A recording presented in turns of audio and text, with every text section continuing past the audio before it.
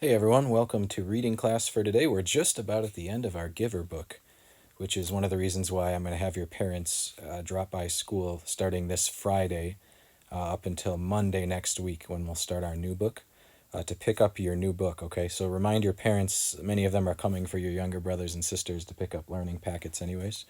But sometime on Friday or Monday next week, you're going to eventually need that book, okay? So I'll have them laying out on the tables inside the glass doors. I'll send your parents an email to tell them this too.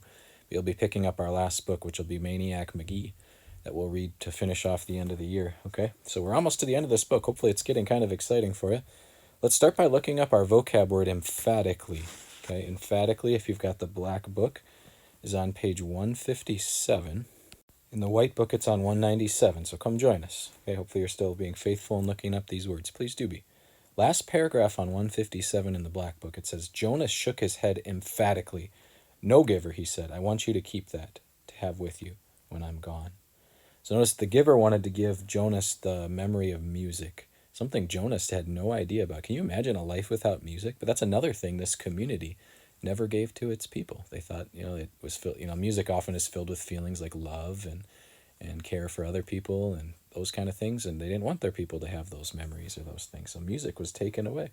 And so Jonas shook his head emphatically. No, giver, you keep that. You're going to need that when I'm gone.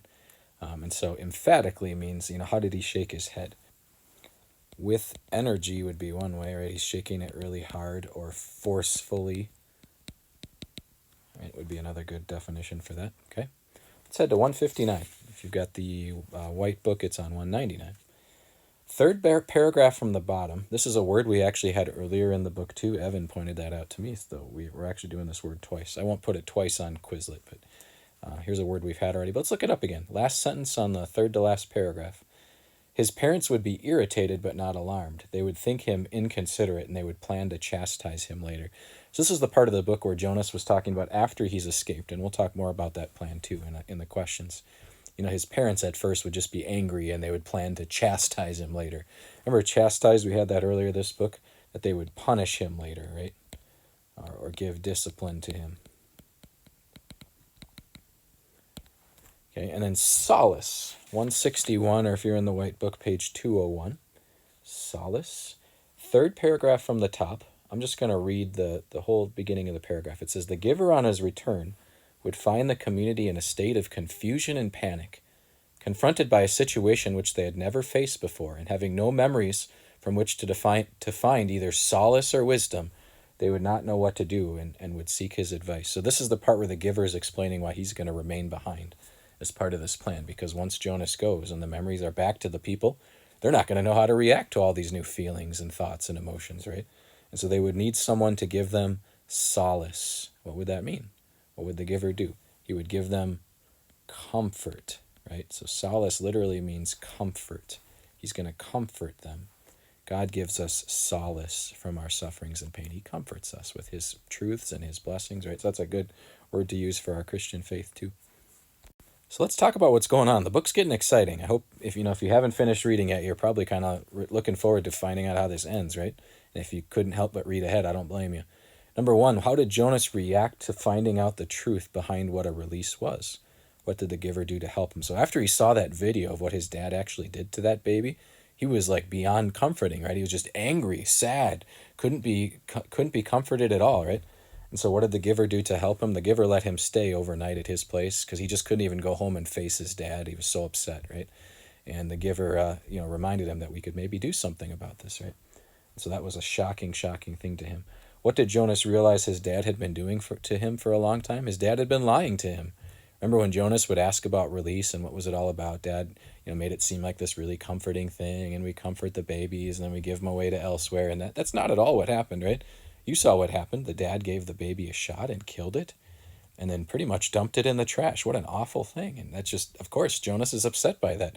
Now the dad, Jonas's dad doesn't truly understand fully life and death and love and all those things because he doesn't have all those memories like Jonas does. But his dad's been lying to him about what release really is. And that's something that his dad has been asked to do as part of his job, right? But boy, that made Jonas upset. What shocking truth about his friend Fiona did Jonas learn? Well, she works in the house of the old, so guess what she does too? She helps with releases, so she knows and has been lying about what releases are too. And that just shocks Jonas because that's one of his best friends, right? That one of his best friends would even do this to people. But again, the giver assured him, your dad and Fiona really don't understand truly what they're doing because they don't have memories of death and what that really is. And only he does and the giver does, right?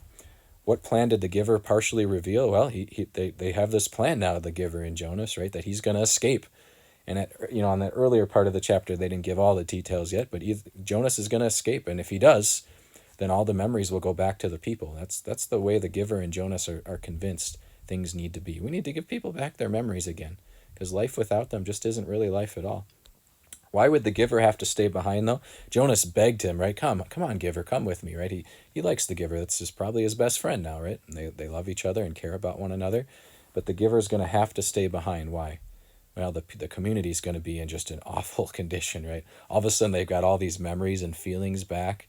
They're going to have to deal with thoughts and feelings of war and hate and being left and loneliness and all those things that they've been trying to avoid feeling all this time. All of a sudden, it's just going to come crashing down on them because when the receiver leaves, right, all those memories aren't lost. They go back to the people. We've seen that happen a couple times in different parts of this book, right? And with Rosemary and all of that. So the giver was going to need to remain behind because someone was going to have to take care of the community and comfort them and give them, there's our vocab word, solace, right? Then, what was the plan in more detail? In at least 3 sentences, summarize some of the most important plans. So he was going to wait till the night before the ceremony, right? When everybody's all preoccupied with that, he was going to escape in the middle of the night. I want to say midnight, I think it was. And he was going to sneak out when no one else would see him. He was going to get into the back of a car. The giver was going to order a delivery of a car, and he was going to hide in the car and get transported using the car out of the community and far, far away. And then since the ceremony would be the next day, no one would really know where he was or what had happened because they'd all be too busy with that. They'd think, his family would probably think, oh, Jonas is just with his friends. His friends would probably think Jonas is just with his family. And by the time anybody realizes he's gone, it's going to be too late. And then the giver would get up on the stage and do a release ceremony for Jonah, right? They were going to make it look like he died. He was leaving his bike and some clothing by the river to make it look like he went for a swim and drowned. So the giver was going to make it seem like he drowned too by doing a release ceremony, right? A death ceremony. And then he was going to try to, and then once Jonas got far enough away, they thought the memories would go back to the people. And then the giver was going to try to comfort them and help them deal with that, right? Crazy plan, right? We'll see how well it turns out in the next sections if you haven't read yet. And then what surprising fact about Rosemary do we learn? Shocking, right? This is one of the most shocking parts of the book. Rosemary, who was she? She was actually the giver's daughter. No wonder he loved her and cared about her so much, and why he seemed so distressed and distraught for what happened to Rosemary, right? So that was his daughter. Pretty crazy reveal there. A pretty shocking thing. Hope maybe that surprised you when you got to that spot. So I want to quickly revisit our story plot line, or you can call it a story mountain, I suppose. We had this come up earlier in the book, right? All books start off by giving you the background, who are the characters, what's going on, right? We're introduced to this community. And then books have these little problems and times where the suspense is built a little bit, like we weren't sure early in the book here, right? Oh no, what's Jonas going to get for a job, right? He was all worried about that, and then he got assigned to be, the receiver. There's another problem where his name didn't get called, and he was worried about that. Oh, did I do something wrong? And no, it's okay. You were just selected, right? And then he goes to his job, and he finds out what he actually has to do, and he has to take on all this pain and these memories, and so we have kind of an exciting spot there, right? I would argue, and we'll see if you agree with me, shoot me an email if you disagree or if you want to talk about this some more, that I think we're right here now, right? We're at the tipping point, the high point of the story where things could either go really well and change or go really bad, right? Jonas has got this plan with the giver that together they're going to try to carry out to try to change things in the community forever. Right now, Jonas and the giver think it's wrong that 1 or 2 people have to hold all the bad memories and not only that, but the whole community misses out on all the good stuff too, like love and grandparents and holidays and colors. And Jonas and the giver think this is wrong, even though those things can sometimes lead to bad things like colors with racism or grandparents dying and things like that. Jonas and the giver realize those are such good things, and you have to take some of the bad with the good. And so they've got this plan where Jonas is going to run away and try to escape with this secret plan in the middle of the night before the ceremony, right? And if he does, they think the memories will go back to the people and they can go back to life the way it used to be, the way it should be, with all the memories and love and things like that again. That's the plan, at least. we'll see how it goes. But do you see how we're kind of right at that most exciting tipping point of the book? We're kind of at the climax. And we're going to find out now how the story wraps up. Does it go well for Jonas? Does he get caught? Does life get back to normal? Do the memories go back like they think it's going to work? We'll find all of that out. And then we'll see how the story ends, what the resolution is. I'm going to let you know right now, if you've enjoyed this book, there's a couple more books, at least two, that come after this one. So if you really enjoyed this, you may be interested in reading the next couple. I would highly recommend checking them out. I actually have not read them yet, but I've heard from others that they're also very good. And so if this story really intrigues you, I'm going to let you know that there's more out there to read if you're interested, okay? So let's find out what happens at this really exciting tipping point of the book and then how the story kind of wraps up, because we're getting there quickly. So let's read that section together today. As we read chapter 21 together, listen for our code word for today. We'll have that hidden here somewhere in the video as well. Here we go, 163. It could work. They could make it work. Jonas told himself again and again throughout the day. But that evening, everything changed. All of it, all the things that they had thought they had so meticulously, they had thought through so meticulously fell apart. That night, Jonas was forced to flee. He left the dwelling shortly after the sky became dark and the community still. It was terribly dangerous because some of the work crews were still about, but he moved stealthily and silently, staying in the shadows, making his way past the darkened dwellings and the empty central plaza toward the river. Beyond the plaza, he could see the house of the old with the annex behind it, outlined against the night sky. But he could not stop there. There was no time. Every minute counted now, and every minute must take him farther from the community. Now he was on the bridge, hunched over on the bicycle, pedaling steadily. He could see the dark, churning water far below. He felt, surprisingly, no fear, nor any regret at leaving. Top of page 164. Leaving the community behind. But he felt a very deep sadness that he had left his closest friend behind. He knew that in the danger of his escape he must be absolutely silent, but with his heart and mind he called back and hoped that with his capacity for hearing beyond, the giver would know that Jonas had said goodbye. It had happened at the evening meal.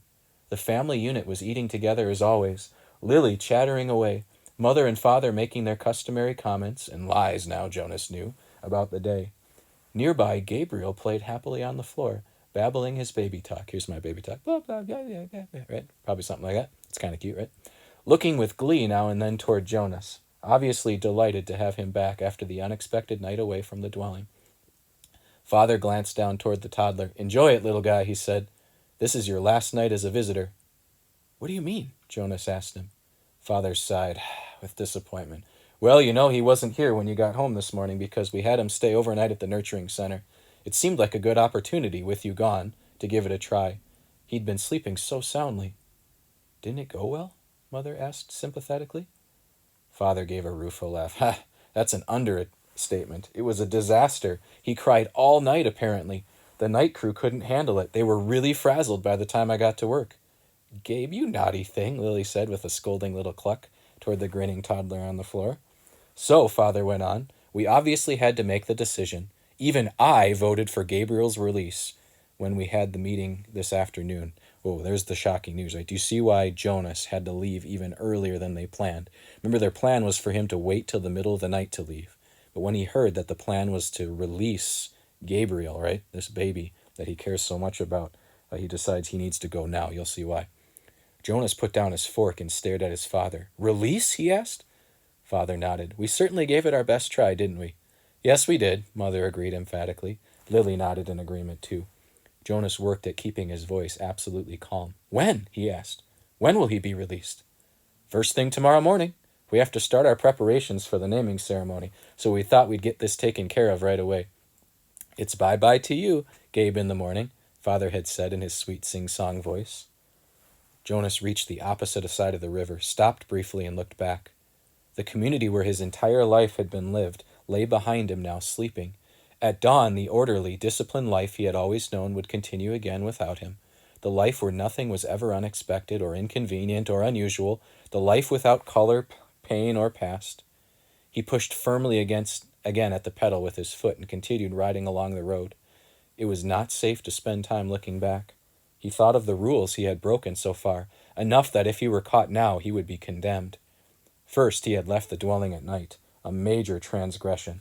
Second, he had robbed the community of food, a very, top of 166, a very serious crime, even though what he had taken was leftovers, set out on the dwelling doorsteps for collection.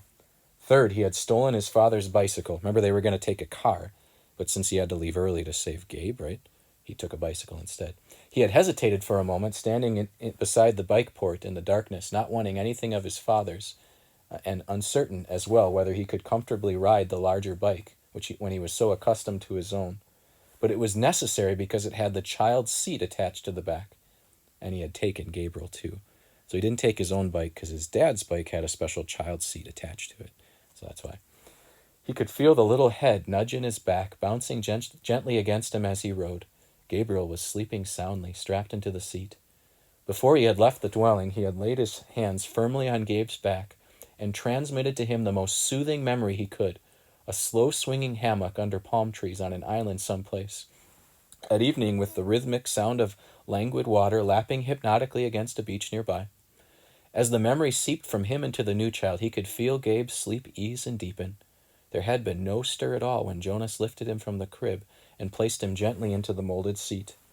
He knew that he had the remaining hours of night before they would be aware of his escape, so he rode hard, steadily, willing himself not to tire as the minutes and miles passed. There had been no time to receive the memories he and the giver had counted on of strength and courage, so he relied on what he had and hoped it would be enough. He circled the outlying communities, their dwellings dark. Gradually the distances between communities widened, with longer stretches of empty road. His legs ached at first, then as time passed they became numb. At dawn Gabriel began to stir. They were in an isolated place. Fields on either side of the road were dotted with thickets of trees here and there. He saw a stream and made his way to it across a rutted, bumpy meadow. Gabriel, wide awake now, giggled as the bicycle jolted him up and down. Jonas unstrapped Gabe, lifted him from the bike, and watched him investigate the grass and twigs with delight. Carefully he hid the bicycle in thick bushes. "Morning meal, Gabe." He unwrapped some of the food and fed them both. Then he filled the cup he had brought with water from the stream and held it for Gabriel to drink. He drank thirstily himself and sat by the stream watching the new child play. He was exhausted. He knew he must sleep. Resting his own muscles and preparing for more hours on the bicycle, it would not be safe to travel in the daylight. They would be looking for him soon. He found a place deeply hidden in the trees, took the new child there and lay down, holding Gabriel in his arms. Gabe struggled cheerfully as if it were a wrestling game, the kind that they had played back in the dwelling with tickles and laughter. "Sorry, Gabe," Jonas told him. "I know it's morning, and I know you just woke up, but we have to sleep now." He cuddled the small body close to him and rubbed the little back. He murmured to Gabriel soothingly. Then, top of 168, he pressed his hands firmly and transmitted a memory of deep, contented exhaustion. Gabriel's head nodded after a moment and fell against Jonas's chest. Together the fugitives slept through the first dangerous day.